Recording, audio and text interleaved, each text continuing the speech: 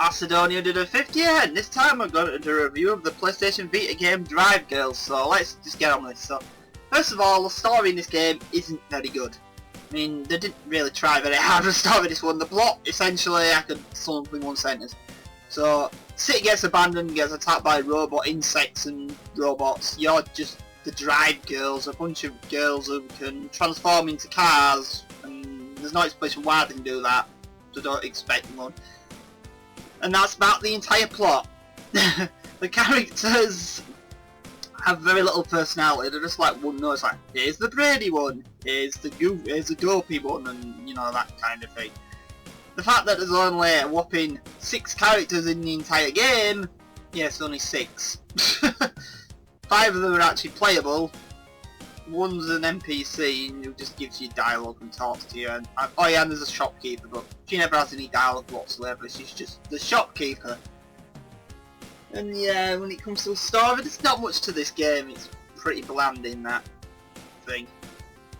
And so let's just get on with the gameplay. Right, so this is like a beat 'em up / hack and slash game, where you can obviously, as I say, extra ability, you can transform into a car and run over people. Unfortunately, this doesn't work as well as you expect it would. You'd think, well, the car feature, it don't work like games like Transformers Devastation, where you can do count combos, where you can transform into a car and back and all that. The car has absolutely no moves. I mean, you basically have a charge move you can ram into things by double tapping circle, which also gets rid of mines on the ground, which otherwise will hurt you. And you can spin in the car. And that's it. There's no reason to be a car. I mean, but the actual regular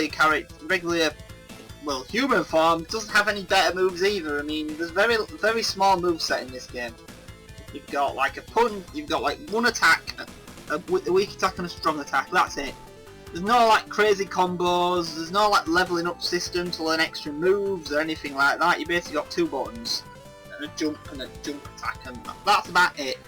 And a special move, which is incredibly difficult to pull off most of the time, especially near the end of the game, because of the silly mechanics of the game, where you have to constantly keep killing enemies to get higher power level, which makes your attack stronger. But I'll talk about why this is a problem later on. So yeah, there's not much point to being a car in this game apart from to get to areas quicker. I mean, there's 3 levels in the game where you have to be a car, and they're racing levels where you have to race one another, well, drive girls and win a race. Unfortunately, they didn't do them very well, in my opinion, because one, they all use the exact same track, and the layout's the exact same for all 3 of them. So they never get any harder as such. You're just like doing the same thing 3 times in a row. The actual level design itself is kind of a bit dull as well. I mean, most of the levels look exactly the same as each other. I mean, they're just like long stretches of long pathways, obviously so you can use the car function. And just a bunch of enemies in some circular arenas. All some levels are just literally just a circular arena, and that's about it. There's not much. There's not any interesting like environment hazards or anything apart from the mines. That's all you've got for it going through it. So yeah, mechanically, well, I suppose it plays alright. It's not a broken game, it's not glitchy, but it never crashed to me, anything like that. That's one plus point I can give this.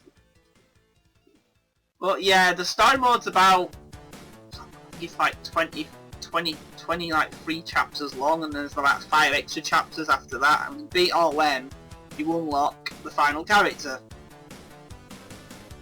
So you can play as her in a previous mission, but you can't increase the stats, so it's quite, or for some reason. It's weird, this game, like, sometimes you can't play certain characters for no reason. It's not really a big deal, but yeah. So what other problem? So now we go into the other big problem with the game. The way you level up in the game. Now most of these kind of games these days, you'd level up nappies, you level up systems. This game doesn't work like that. You get these stickers you can equip, and you have a full set of them, you like get the stat boost. But yeah, it makes sense, but the thing where it don't make sense is, the games will tell you this, but you have to buy something called items called gears. And you have to equip these to your character the permanent stat boosts. Now if you do, after you do equip the gears, it's, what do? The gear, I don't know what I'm saying again. So even when you've got full gears in the game, you think, oh well, the game's going to become easier. It doesn't, because this game's programming. The enemies keep getting stronger and stronger and stronger, but even when you've got max stats, they can still literally destroy you in seconds in the later difficulty level missions. Essentially, once you get to difficulty level 4 and 5 missions, and some of the later 3 ones near the end of the game, after the main story is completed, you cannot actually really do them without purchasing loads of the healing item sets you can purchase from the shop, because there's no way you can survive that much, take that much damage and not get killed, because it's impossible to dodge all the attacks.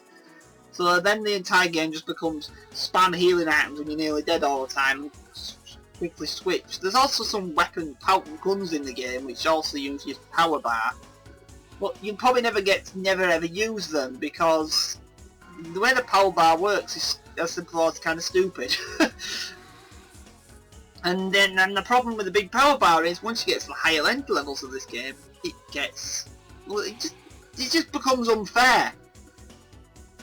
Further, like, you beat the main campaign, all the enemies you can stun lock by just bashing the same button over again, so they get froze, so you can kill them quicker, and so they can't attack you. This stops working once you get to outside the main campaign missions after the credits shows up. And once you get there, the game gets too hard, because the enemies are too powerful. You have to constantly heal all the time. Essentially, I'm not joking, basically all the ones that difficult level 4 onwards, rank difficulty 4 out of 5 levels, outside the big boss monsters, are next to impossible almost to complete in single player, because the bosses do so much damage to you, and you've no chance. You've only got this limited healing items, and then they can just pin you in a corner and you can lose all your health just instantly. I mean, it's completely unfair. I mean, this is a game where literally the regular enemies become harder than the actual bosses by a long shot, and that's another problem with the game. It's obviously that they designed the multiplayer mode to be played more than one person at once. Well, there's no AI bots in the game, so you can't have any AI helping you. But nobody plays the game online. I mean, I tried playing. I've played up to quite a lot of the rank 4 missions, up to rank 4 online. So I've played at least about 15 hours of this game.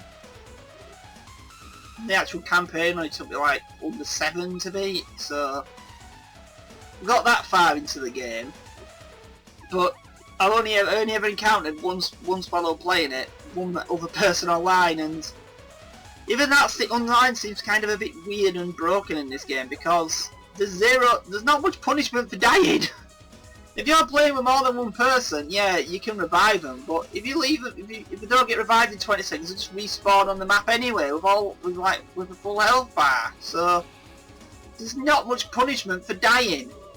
Sometimes you might be better off dying. You'd only get a game over if everybody dies.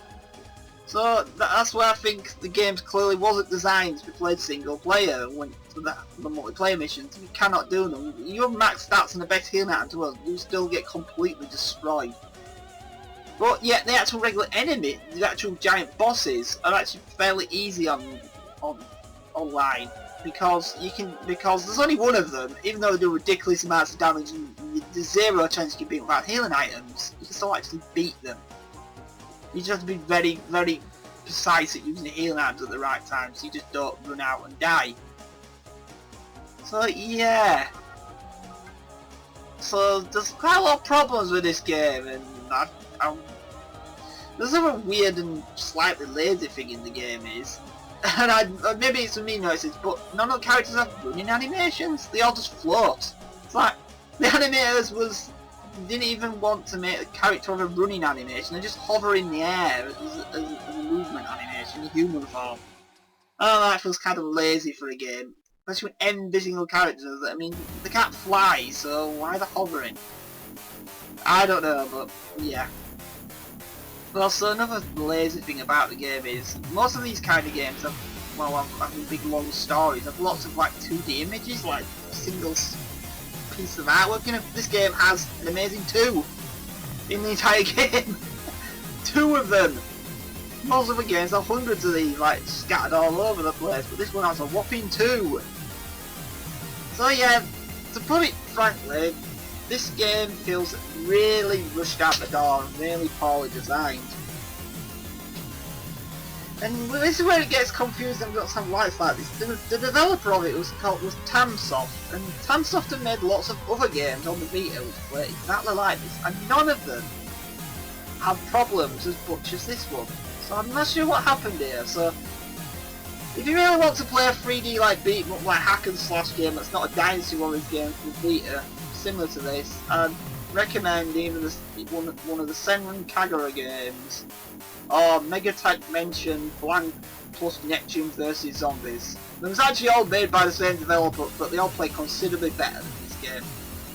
Well anyway, thank you for listening and watching this review.